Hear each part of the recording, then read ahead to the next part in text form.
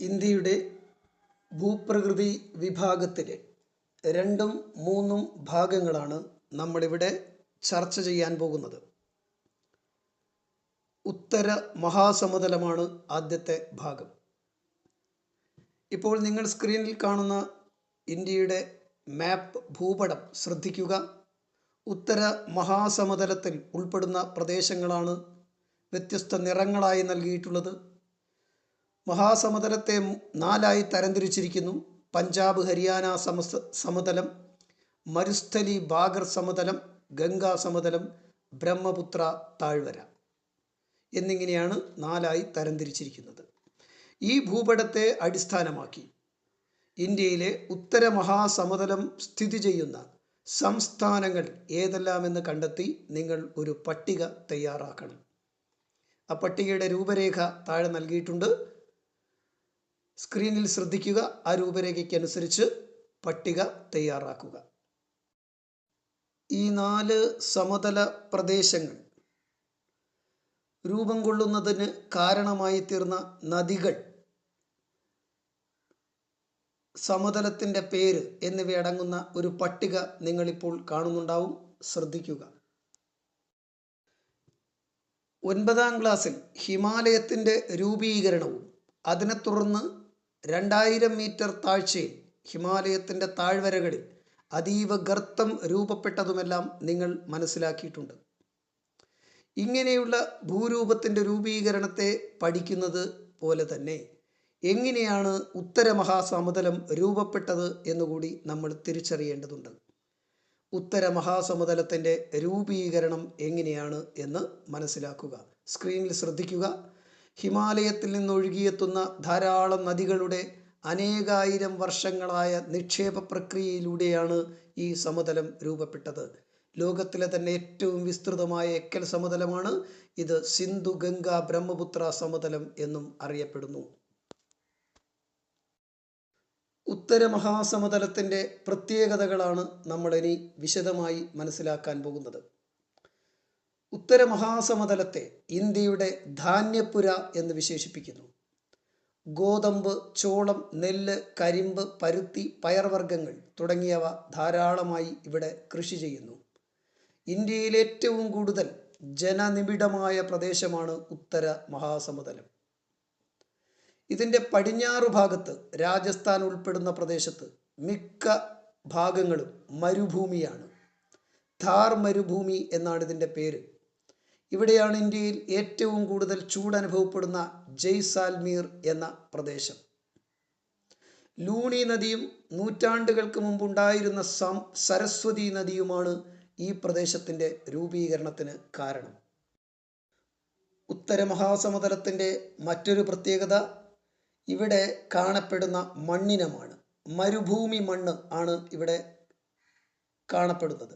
മുൾച്ചെടികളും കുറ്റിക്കാടുകളും ധാരാളമായി കാണപ്പെടുന്നു. കേരളത്തിൽ ഒരു ദിവസം പെയ്യുന്ന മഴ രാജസ്ഥാനിൽ ഒരു വർഷം മുഴുവനായിട്ടേ ലഭ്യമാകാറുള്ളൂ. അത്രയധികം മഴ കുറവുള്ള പ്രദേശമാണ് രാജസ്ഥാൻ.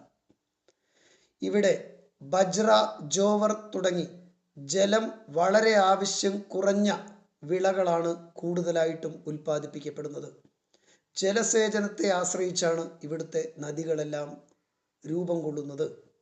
സിന്ധു നദിയും അതിൻ്റെ പോഷനദികളും ചേർന്ന് രൂപം നൽകിയ വിശാലമായ സമതല പ്രദേശമാണ് അടുത്തത് പഞ്ചാബ് ഹരിയാന സമതല പ്രദേശം. ഇവിടെ ഗോതമ്പ്, ചോളം, കരിമ്പ് എന്നിവ പ്രധാനമായി കൃഷി ചെയ്യുന്നു. ഭൂപ്രകൃതി അനുസരിച്ച് ഇന്ത്യയുടെ 3ാമത്തെ വിഭാഗമാണ് ഉപദ്വീപീയ പീഠഭൂമി എന്നറിയപ്പെടുന്നത്. മാപ്പിൽ ശ്രദ്ധിക്കുക. ഉപദ്വീപീയ പീഠഭൂമി എവിടെയാണ് സ്ഥിതി ചെയ്യുന്നത്? വ്യത്യസ്തങ്ങളായ പീഠഭൂമികൾ ഏതൊക്കെയാണ് എന്നും വ്യക്തമായി മനസ്സിലാക്കുക. മധ്യപ്രദേശ്, ജാർഖണ്ഡ്, ഛത്തീസ്ഗഡ് എന്നീ സംസ്ഥാനങ്ങളും മഹാരാഷ്ട്ര, കർണാടകം, തമിഴ്നാട്, തെലങ്കാന, ഒഡീഷ, പശ്ചിമ ബംഗാൾ എന്നീ സംസ്ഥാനങ്ങളുടെ ചില പ്രദേശങ്ങളും ഉൾപ്പെടുന്ന ഭൂവിഭാഗമാണ് ഉപദ്വീപീയ പീഠഭൂമി. ഉറപ്പേറിയ ശിലകളാൽ നിർമ്മിതമായ ഉപദ്വീപീയ പീഠഭൂമി ഇന്ത്യയിലെ ഏറ്റവും വിസ്തൃതവും ഏറ്റവും പഴക്കം ചെന്നതുമായ ഭൂവിഭാഗമാണ്. പ്രത്യേകം ശ്രദ്ധിക്കുക, ഈ രണ്ട് പ്രത്യേകതകളും ഉപദ്വീപീയ പീഠഭൂമിയുടെ ഏറ്റവും വിസ്തൃതമാണ്, ഏറ്റവും പഴക്കം ചെന്നതാണ്. ഈ ഭൂപടം നിരീക്ഷിച്ച് ഭൂപടത്തോട് ചേർന്ന് അതിൽ നൽകിയിരിക്കുന്ന ഡോട്ടുകൾ നിങ്ങൾ പൂരിപ്പിക്കുക. അതായത് ഉപദ്വീപീയ പീഠഭൂമിയിലെ ഭൂസവിശേഷതകൾ ആണ് നമ്മൾ ഓരോന്നും ഇവിടെ പൂരിപ്പിക്കേണ്ടത്. ഏകദേശം 15 ലക്ഷം ചതുരശ്ര കിലോമീറ്ററാണ് ഇതിൻ്റെ വിസ്തൃതി. പർവ്വതങ്ങൾ, പീഠഭൂമികൾ, താഴ്വരകൾ എന്നിങ്ങനെ വൈവിധ്യപൂർണമായ ഭൂപ്രകൃതി ഇവിടെ കാണപ്പെടുന്നു. ഇവിടെയുള്ള ഏറ്റവും ഉയർന്ന കൊടുമുടിയാണ് ആനമുടി. കേരളത്തിലെ ഇടുക്കി ജില്ലയിലാണ് ഇത് സ്ഥിതി ചെയ്യുന്നത്. ഈ ഭൂപ്രദേശത്തെ ധാതുക്കളുടെ കലവറ എന്ന് വിശേഷിപ്പിക്കപ്പെടുന്നു. കാരണം ഒട്ടനവധി ധാതുക്കളുടെ നിക്ഷേപങ്ങൾ ഈ പ്രദേശത്ത് കാണപ്പെടുന്നു. കാലികമായി മാത്രം, ചില പ്രത്യേക സമയത്ത് മാത്രം മഴ ലഭിക്കുന്ന ഇവിടുത്തെ നൈസർഗിക സസ്യജാലങ്ങൾ ഉഷ്ണമേഖല ഇലപൊഴിയും കാടുകളാണ്. തേക്ക്, സാൽ, ചന്ദനം, മുള എന്നിവ ഇവിടെ കൃഷി ചെയ്യുന്നു. പശ്ചിമഘട്ട മലനിരകളുടെ പടിഞ്ഞാറൻ ചെരുവുകളിൽ ഉഷ്ണമേഖല മഴക്കാടുകൾ കാണപ്പെടുന്നു. ഉപദ്വീപീയ പീഠഭൂമിയുടെ തെക്കുഭാഗമായ ഡക്കാൻ പീഠഭൂമി വളരെയധികം പ്രധാനപ്പെട്ട ഒരു ഭൂപ്രദേശമാണ്. ദശലക്ഷം വർഷങ്ങൾക്ക് മുമ്പ് ഒഴുകിപ്പരന്ന ലാവ തണുത്തുറഞ്ഞുണ്ടായതാണ് ഈ ഭൂപ്രദേശം. ബസാൾട്ട് എന്ന ആഗ്നേയശിലകളാൽ നിർമ്മിതമാണ് ഈ പ്രദേശം. ഇവിടെ കാണപ്പെടുന്ന മണ്ണ് കറുത്ത പരുത്തി മണ്ണ് ആണ്. പരുത്തി കൃഷിക്ക് ഏറ്റവും അനുയോജ്യമാണ്. ഇത്തരം ഭൂപ്രദേശങ്ങളിൽ ചെമ്മണ്ണും ധാരാളമായി കാണപ്പെടുന്നു. ഫലപുഷ്ടി കുറഞ്ഞ ഈ മണ്ണിന് ഇരുമ്പിൻ്റെ അംശമാണ് ഇതിന് ചുവപ്പ് നിറം നൽകിയിട്ടുള്ളത്. മൺസൂൺ മഴയും ഇടവിട്ടുള്ള വേനൽക്കാലവും മാറി മാറി അനുഭവപ്പെടുന്ന ഈ പ്രദേശങ്ങളിൽ ലാറ്ററൈറ്റ് മണ്ണും കാണപ്പെടുന്നു. അപ്പോൾ ഈ പ്രദേശത്ത് കാണപ്പെടുന്ന 3 തരം മണ്ണിനങ്ങളാണ് കറുത്ത പരുത്തി മണ്ണ്, ചെമ്മണ്ണ്, ലാറ്ററൈറ്റ് മണ്ണ്. അനേകം നദികളുടെ ഉത്ഭവ പ്രദേശം കൂടിയാണ് ഉപദ്വീപീയ പീഠഭൂമി. ഉപദ്വീപീയ പീഠഭൂമിയിൽ നിന്ന് ഉത്ഭവിക്കുന്ന നദികളെ ഉപദ്വീപീയ നദികൾ എന്ന് വിശേഷിപ്പിക്കപ്പെടുന്നു. നിങ്ങൾ ഈ മാപ്പ് ശ്രദ്ധിക്കുക. ആ മാപ്പിനെ അടിസ്ഥാനമാക്കി തൊട്ടടുത്ത് നൽകിയിരിക്കുന്ന പട്ടിക പൂർത്തിയാക്കുക. മാപ്പിനെ അടിസ്ഥാനപ്പെടുത്തി പട്ടിക പൂർത്തിയാക്കുക. മറ്റ് അറ്റ്ലസുകളുടെ സഹായവും ഇതിനാവശ്യമായി വരും. അതും കൂടി ചേർത്താണ് ഈ പട്ടിക രൂപപ്പെടേണ്ടത്. മറ്റൊരു പട്ടികയാണ് ഇനി നിങ്ങൾ കാണുന്നത്. ഇന്ത്യയിലെ പ്രധാനപ്പെട്ട ഉപദ്വീപീയ നദികളാണ്. ആ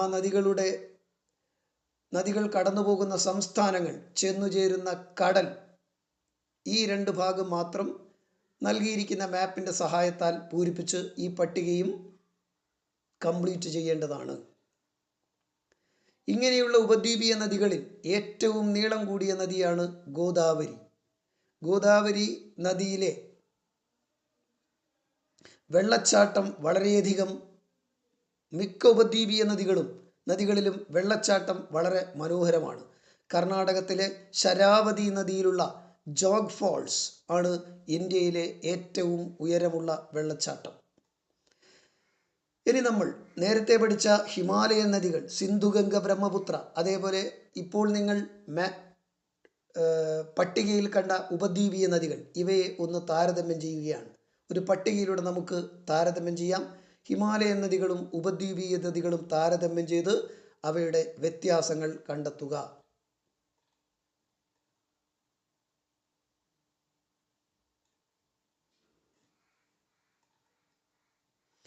ഈ ഉപദ്വീപീയ പ്രദേശത്തെ ജനജീവിതത്തിൻ്റെ പ്രാധാന്യമാണ് ഇനി നമ്മൾ തിരിച്ചറിയാൻ പോകുന്നത്. പരുത്തി, പയർവർഗ്ഗങ്ങൾ, നിലക്കടല, കരിമ്പ്, ചോളം, റാഗി, മുളക് എന്നിവയാണ് ഈ ഭൂപ്രദേശത്തെ പ്രധാന കാർഷിക വിളകൾ. ഇരുമ്പയിര്, കൽക്കരി, മാംഗനീസ്, ബോക്സൈറ്റ്, ചുണ്ണാമ്പുകല്ല് എന്നിവയാണ് ഇവിടുത്തെ പ്രധാന ധാതുക്കൾ. കൃഷി, ഖനനം, ധാതു അധിഷ്ഠിത വ്യവസായം എന്നിവയാണ് പ്രധാന തൊഴിൽ മേഖലകൾ. നിങ്ങളിപ്പോൾ സ്ക്രീനിൽ കാണുന്ന പ്രവർത്തനം കൂടെ വായിച്ച് മനസ്സിലാക്കി അതേപോലുള്ള ഒരു പട്ടിക തയ്യാറാക്കി പൂരിപ്പിക്കുക.